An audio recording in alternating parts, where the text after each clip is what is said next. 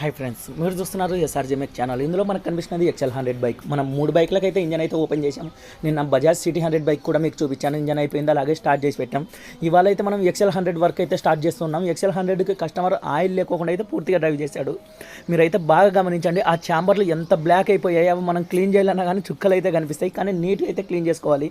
మనం ఎంత పర్ఫెక్ట్గా వస్తుందంటే అంత పర్ఫెక్ట్గా క్లీన్ చేసుకుంటేనే మనకి నెక్స్ట్ మనం కొత్త ఆయిల్ వేసినప్పుడు అది త్వరగా బ్లాక్ కాకుండా ఉంటుంది. కస్టమర్కి అయితే దీన్ని మొదట మనం కస్టమర్ని బైక్ అయితే ఇంజన్ చేయించుకొచ్చుకోమని చెప్పాము. ఎందుకంటే ఇది XL100 అయినా కూడా చాలామంది చిన్న బైక్లు అనుకుంటూ ఉంటారు.